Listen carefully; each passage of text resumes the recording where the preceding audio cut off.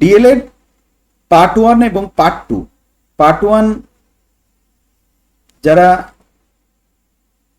24-26 শিক্ষাবর্ষে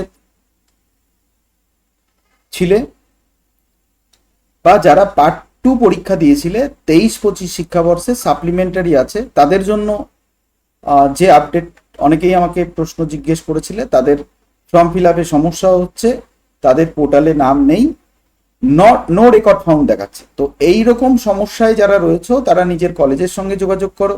কলেজ এবং পর্ষদ এখনো পর্যন্ত কিন্তু যারা সাপ্লিমেন্টারি পেয়েছে তাদের নিয়ে এখনো পর্যন্ত কোনো কাজ শুরু করেনি। তো সেই কারণে আমি বলবো তারা অবশ্যই নিজের কলেজের সঙ্গে যোগাযোগ করো। এবং পিপিএস পিপিআর যারা করেছিল, বিশেষ করে পার্ট 2 এর বহু ছেলে মেয়ে ফেল করেছিল, বিশেষ করে 23-25 শিক্ষাবর্ষের বহু ছেলে মেয়ে ফেল করেছিল। তো সেই তারা অনেকেই কিন্তু পিপিএস এবং পিপিআর করেছিলেন বা করেছো। তো প্রত্যেকে কিন্তু নিজের কলেজে আগামীকাল 14ই আগস্ট যোগাযোগ করো। তো তোমাদের কলেজের যে পোর্টাল রয়েছে সেই পোর্টালে কিন্তু রেজাল্ট আপলোড করে দেওয়া হবে।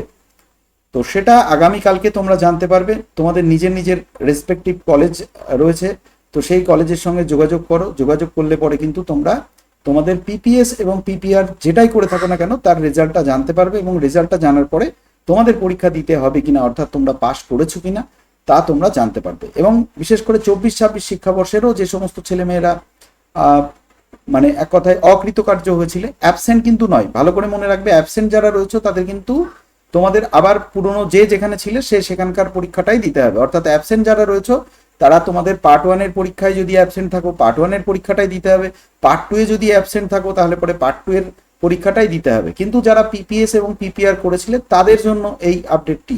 তো তারা কিন্তু অবশ্যই নিজের নিজের কলেজে যোগাযোগ করো। যোগাযোগ করে তোমরা আগামীকালকে নিজেদের রেজাল্ট জেনে তোমরা ফর্ম ফিল আপের জন্য চেষ্টা করো মানে হচ্ছে এখনো পর্যন্ত পোর্টালে দেওয়া হয়নি, কলেজগুলির মাধ্যমেই কলেজগুলি সব পাঠাবে, ঠিক আছে, এবং এক এক করে কলেজগুলি আপলোড করা হবে পর্ষদের পক্ষ থেকে। তো তখন তোমরা তোমাদের ফর্ম ফিল আপটা করতে পারবে। ফর্ম ফিল আপের জন্য তোমাদের পার পেপার 300 টাকা এবং সেন্টার ফিস কিন্তু ধার্য করা হয়েছে 500 টাকা। অর্থাৎ যার যেটা রয়েছে সেই সিস্টেমে তোমরা ফর্মটা ফিল আপ করবে।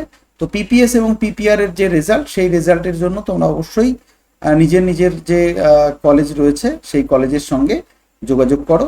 যোগাযোগ করে তোমরা রেজাল্টে যদি পাস করে যাও তাহলে পরে আর কোনো রকম প্রয়োজনীয়তা নেই, আর যদি পাস না করো তাহলে কিন্তু তোমাদের পরীক্ষা দিতে হবে। তো যাই হোক, এই সংক্রান্ত কোনো সমস্যা থাকলে অবশ্যই জানিও, আমি উত্তর দিয়ে দেবো।